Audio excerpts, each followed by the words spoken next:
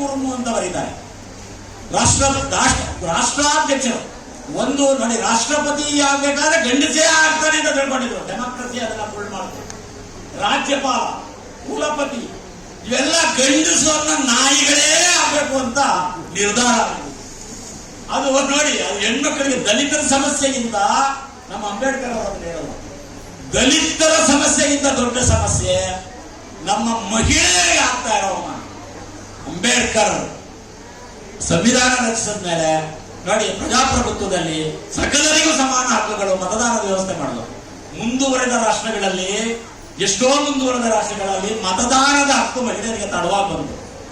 ಇವತ್ತು ವಿಶ್ವದ ದೊಡ್ಡಣ್ಣ ಅನ್ನುವ ಅಮೆರಿಕಕ್ಕೆ ಒಂದು ಮಹಿಳೆ ಅಧ್ಯಕ್ಷರಾಗಿಲ್ಲ.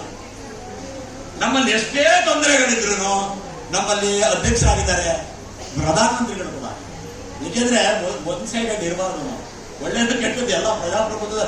ಯಾಕೆ ಒಳ್ಳೇದಾಗಲಿ ಇದ್ರೆ, ನಿರಂಜನಾರಾಗ್ತಿರೋ ರೀತಿಯಲ್ಲಿ ನಾವು ಸತ್ಯ ಹೇಳ್ತಾ ಇಲ್ಲ, ಹೆಂಬೇಡಿಗಳಾಗಿದ್ದೀವಿ, ನಾವು ಮಾನಸಿಕವಾಗಿ ಕೊಳಕರು, ನನಗೋ ನನ್ನ ಮಕ್ಕಳು ಚೆನ್ನಾಗಿದ್ರೆ ಸಾಕು, ನನಗೆ ಸಂಬಳ ಬಂದ್ರೆ ಸಾಕು, ಅವನು ಕಟ್ಕೊಂಡೇನೋ ಅನ್ನುವ ನೀಚತನ ಇರ್ತದೆ. ಆಮೇಲೆ ನೀವು ಕೋಟಿಗಟ್ಟಲೆ ಹಣ ತಗೊಂಡು ಏನ್ ಮಾಡ್ತೀರಿ ಸ್ವಾಮಿ? ಕಾಲಚಕ್ರದ ಉರುಳಿನಲ್ಲಿ ಮೇಲಿರೋರು ಕೆಳಗಡೆ ಬರ್ತಾರೆ, ಕೆಳಗಡೆ ಮೇಲೆ ಹೋಗ್ತಾರೆ. ಎಷ್ಟು ನೋವಿನ ಸಂಗತಿಗಳು ನಮ್ಮ ಕಣ್ಣಾರ ಇದೆ ಅಂದ್ರೆ, ಇದನ್ನ ನಮ್ಮ ಮಂಡ್ಯಸ್ವಾಮಿ ಮತ್ತು ಬರೆದಲ್ಲ ಬರ್ತದೆ. ಮೇಲು ಕೀಳಾಗತೈತೆ, ಕೀಳು ಮೇಲಾಗತೈತೆ. ಗೌಡ ಪ್ರಭುಗಳೆಲ್ಲ ತೌಡು ತಿಂದು ಹೋಗುತ್ತಾರೆ. All dictators ವ್ಯಾನಿಷೆಡ್.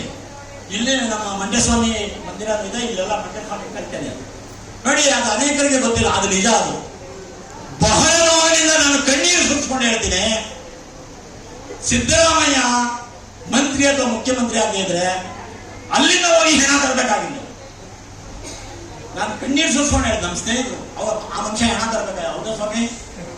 ನೋಡಿ, ಸಂಪತ್ತು ಆಪತ್ತು, ಮಕ್ಕಳುಗಳು ಎಕ್ಕುಟ್ಟು ಹೋಗ್ತಾರೆ. ಜ್ಞಾನಿಗಳ ಜ್ಞಾನಿ MP ಪ್ರಕಾಶ್ ನನಗಿಂತ 6 ವರ್ಷ ದೊಡ್ಡವರು, ನನ್ನ ಪ್ರಾಣ ಸ್ನೇಹಿತರು. ಅವರು ಮಂತ್ರಿ ಆಗೋದ್ರಿಂದ ದುಶ್ಚಟಗಳನ್ನು ಕಲಿತು ಸತ್ತೋಗ್ಬಿಟ್ಟ.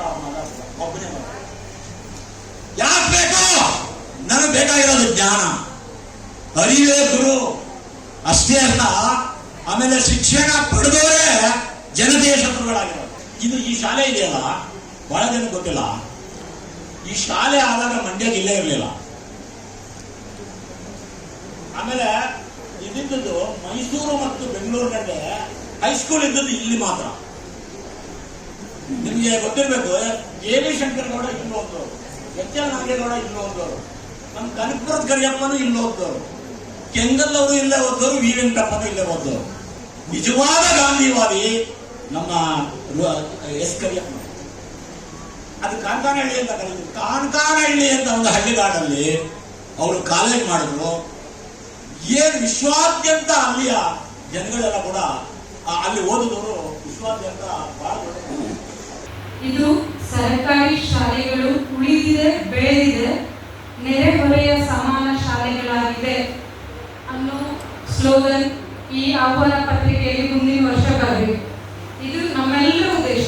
ನಮ್ಮ ಇದು ನಾಡಗೀತೆ ಹಾಕುವಾಗ ರೈತರ ಗೀತೆಯನ್ನು ಹಾಕಿದ್ರು. ಸೊ ರೈತರಿಗೆ ನಮ್ಮ ದೇಶದ ಬೆನ್ನೆಲುಬು ಅಲ್ವಾ, ಹಾಗೆ ಒಂದು ಶಾಲೆಯ ಬೆನ್ನೆಲುಬು ಇದು SDMC ಕಮಿಟಿ. ಸೊ ಈ SDMC ಕಮಿಟಿಯ ರೂಲ್ಸ್ ಏನಿದೆ ಅದನ್ನ ನಾವು ಪ್ರತಿಯೊಬ್ಬರು ತಿಳ್ಕೊಳ್ಬೇಕು. SDMC ಕಮಿಟಿಯಲ್ಲಿ ಯಾರು ಇರಬೇಕು, ಯಾರ ಅಧ್ಯಕ್ಷರಾಗಿರ್ಬೇಕು, ಯಾರ ಶಾಲೆಯನ್ನು ನಡೆಸಬೇಕು ಅನ್ನೋದನ್ನ ಪ್ರತಿಯೊಬ್ಬರು ತಿಳ್ಕೊಳ್ಬೇಕು. ತಿಳ್ಕೊಂಡ್ರೆ ಅಲ್ಲಿ ನಮ್ಮ ಶಾಲೆಗಳು ಅರ್ಧ ಉದ್ಧಾರ ಆದ ಹಾಗೆ. ಅಂದ್ರೆ ನಮ್ಮ ಹಕ್ಕು ಕಾನೂನು ಅದೇ ಹೇಳ್ತದೆ.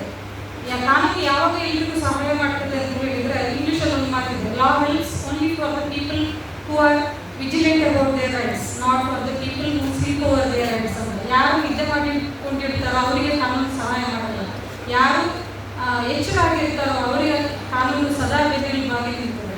ಸೊ ಪೋಷಕರು ಶಾಲೆಗೆ ಮಕ್ಕಳನ್ನ ಕಳಿಸಿದ್ರಷ್ಟೇ ಸಾಲದು. ಸೊ ಶಾಲೆಯಲ್ಲಿ ಏನು ನಡೀತಾ ಇದೆ, ವಿದ್ಯಾಭ್ಯಾಸ ಹೇಗೆ ಮಕ್ಕಳದ್ದು ನಡೀತಾ ಇದೆ, ಪ್ರತಿಯೊಂದರ ಬಗ್ಗೆ, ಆಹಾರ ಹೇಗೆ ನೀಡ್ತಾ ಇದ್ದಾರೆ, ಪ್ರತಿಯೊಂದರ ಬಗ್ಗೆನೂ ನೀವು ಸವಿವರವಾಗಿ ತಿಳ್ಕೊಳ್ಳುವಂತಹ ಒಂದು ಜವಾಬ್ದಾರಿ ನಿಮ್ಮ ಮೇಲೆ ಇದೆ. ಈಗ ನಾವು ಯಾಕೆ ಈ ಪ್ರೈಮರಿ ಸೆಕೆಂಡರಿ ಎಜುಕೇಷನ್ ಮೇಲೆ ಅಷ್ಟೊಂದು ಕಾನ್ಸಂಟ್ರೇಟ್ ಮಾಡ್ತಾ ಇದ್ದೇವೆ ಅಂತ ಹೇಳಿದ್ರೆ, ಅದು ನಾವು ನಮ್ಮ ಮಕ್ಕಳ ಜೀವನಕ್ಕೆ ಒಂದು ಭದ್ರ ಬುನಾದಿಯನ್ನು ಹಾಕುವ ಬರುವಂತಹ ದಿನಗಳು. ಎಲ್ಲರೂ ನಮ್ಮ ಹಕ್ಕುಗಳನ್ನು ನಾವು ತಿಳ್ಕೊಳ್ಳುವಂಥದ್ದು ಪ್ರಥಮ ಆದ್ಯತೆ. ಯಾಕೆಂತ ಹೇಳಿದರೆ ಕಾನೂನು ಕೂಡ ಅದನ್ನೇ ಹೇಳ್ತದೆ, ನಮ್ಮ ಹಕ್ಕುಗಳನ್ನು ನಾವು ತಿಳ್ಕೊಳ್ಬೇಕು ಅಂತ. ಸೊ ಶೈಕ್ಷಣಿಕ ಹಕ್ಕು ಅನ್ನೋದು ಮೂಲಭೂತ ಹಕ್ಕು, ಅದು ಮಕ್ಕಳಿಗೆ ಫ್ರೀಯಾಗಿ ಕೊಡಬೇಕು ಅನ್ನೋದು ಕೂಡ ಸರ್ಕಾರದ ನಿಲುವು. 4ನೇ ತರಗತಿವರೆಗಾದರೂ ಕೂಡ ಉಚಿತ ಕಡ್ಡಾಯ ಶಿಕ್ಷಣವನ್ನು ಕೊಡ್ಲಿಕ್ಕೆ ಬ್ರಿಟಿಷ್ ಸರ್ಕಾರ ಸಮಗ್ರವಾದ ಯೋಜನೆಯನ್ನ ರೂಪಿಸಬೇಕು ಅಂತ ಕೇಳ್ಕೊಂಡ. ಆ ಮಸೂದೆ ಕೂಡ ತಿರಸ್ಕಾರ ಆಗುತ್ತೆ. ನಿಮಗೆ ಒಂದು ಸ್ವಾರಸ್ಯದ ಸಂಗತಿ, ಆ ಮಸೂದೆ ತಿರಸ್ಕಾರ ಆಗ್ಲಿಕ್ಕೆ ಕಾರಣ ಏನಪ್ಪಾ ಅಂತ ಹೇಳಿದ್ರೆ, ಅವತ್ತು ಬೇರೆ ಬೇರೆ ಸಾಮಂತ ರಾಜರೇನಿದ್ರು ಅವರೆಲ್ಲರೂ ಕೂಡ ವಿಶೇಷವಾಗಿ ಬಿಹಾರ್ನ ದರ್ಭಾಂಗ್ರ ಮಹಾರಾಜರ ನೇತೃತ್ವದಲ್ಲಿ ಒಗ್ಗೂಡಿ ಯಾವ ಗೋಖಲೆಯವರು ಮಸೂದೆಯನ್ನ ಮಂಡಿಸಿದ್ರು ಅವರಿಗೆ ಒಂದು ಬ್ರಿಟಿಷ್ ಸರ್ಕಾರಕ್ಕೆ ಒಂದು ಮನವಿಯನ್ನ ಕೊಡ್ತಾರೆ. ಏನಂತ ಹೇಳಿದ್ರೆ, ದೇಶದಲ್ಲಿರೋದು ಎಲ್ಲಾ ಮಕ್ಕಳಿಗೂ ಕೂಡ ಉಚಿತ ಕಡ್ಡಾಯ ಶಿಕ್ಷಣವನ್ನ ಕೊಟ್ಬಿಟ್ರೆ ಯಾರು ನಮ್ಮ ಹೊಲಗದ್ದೆಗಳಲ್ಲಿ ಕೆಲಸವನ್ನ ಮಾಡ್ತಾರೆ ಅಂತಕ್ಕಂಥ ಬಲವಾದಂತ ವಾದವನ್ನ ಮಂಡಿಸಿ ಆ ಮಸೂದೆಯನ್ನ ತಿರಸ್ಕಾರ ಮಾಡ್ತಾರೆ.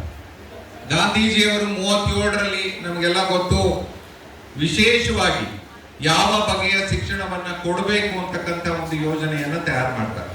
ಇದೆಲ್ಲವನ್ನ ನಾನು ನಿಮ್ಮ ಮುಂದೆ ಹೇಳ್ತಾರ ಉದ್ದೇಶ ಏನಂತ ಹೇಳಿದ್ರೆ, ಸಾರ್ವತ್ರೀಕರಣ ಆಗ್ಬೇಕು ಅಂತಕ್ಕಂಥದ್ದು ಸ್ವಾತಂತ್ರ್ಯ ಚಳವಳಿಯ ಭಾಗವಾಗಿ ಬೆಳೆದು ಬಂದ ಬೇಡಿಕೆ. ಸ್ವಾತಂತ್ರ್ಯ ಚಳವಳಿಯ ಉದ್ದಕ್ಕೂ ನಾವು ಈ ಬೇಡಿಕೆಯ ಪ್ರಸ್ತಾಪವನ್ನ ನೋಡ್ತೇವೆ. ಕೊನೆಗೆ ಈ ಬೇಡಿಕೆ ಸಂವಿಧಾನದಲ್ಲಿ ಸೇರ್ಪಡೆ ಆಗಿದ್ದು 1949ರಲ್ಲಿ. ಅಲ್ಲೂ ಕೂಡ ಚರ್ಚೆ ನಡೆಯುತ್ತೆ. ಸಂವಿಧಾನ ರಚನೆ ಆಗುವಾಗ ಶಿಕ್ಷಣವನ್ನ ಮೂಲಭೂತ ಹಕ್ಕನ್ನಾಗಿ ಸೇರಿಸಬೇಕಾ ಅಥವಾ ಅದನ್ನ ಒಂದು ರಾಜ್ಯ ನಿರ್ದೇಶಕ ತತ್ವವನ್ನಾಗಿ ಮಾಡ್ಬೇಕಾ ಅಂತಕ್ಕಂಥ ಚರ್ಚೆ ನಡೆಯುತ್ತೆ. ಯಾಕೆಂತ ಹೇಳಿದ್ರೆ, ನಮಗೆ ಮೂಲಭೂತ ಹಕ್ಕುಗಳನ್ನ ಮಾಡ್ಲಿಕ್ಕೆ ಒಂದು ಉಪಸಮಿತಿ ಸಂವಿಧಾನ ರಚನಾ ಸಂದರ್ಭದಲ್ಲಿ ಇರುತ್ತೆ.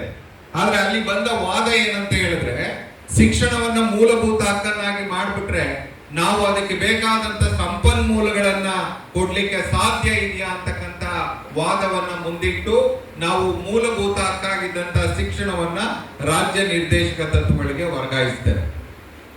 ಅಂದ್ರೆ ನಾವು ಒಂದು ಗಮನಿಸಬೇಕಾದಂತ ಬಹಳ ಮುಖ್ಯವಾದಂತ ಅಂಶ ಏನಂದ್ರೆ, ಮಕ್ಕಳ ಶಿಕ್ಷಣದ ವಿಚಾರ ಬಂದಾಗ ಯಾವಾಗಲೂ ಕೂಡ ನಮಗೆ ಸಂಪನ್ಮೂಲಗಳ ಕೊರತೆ ಒಂದು ಮುಖ್ಯವಾದಂತ ವಿಷಯವಾಗಿ ನಾವು ತೆಗೆದುಕೊಂಡಿದ್ದೇವೆ. ಅದು ಸ್ವಾತಂತ್ರ್ಯ ಪೂರ್ವದಲ್ಲೂ ಇತ್ತು, ಸಂವಿಧಾನ ರಚನಾ ಸಂದರ್ಭದಲ್ಲೂ ಇತ್ತು, ಮತ್ತು ಇವತ್ತು ಕೂಡ ಅದನ್ನೇ ನಾವು ನೋಡ್ತಾ ಇದ್ದೇವೆ ಅಂತಕ್ಕಂಥದ್ದು ಬಹಳ ಮುಖ್ಯವಾದಂತ ವಿಷಯ.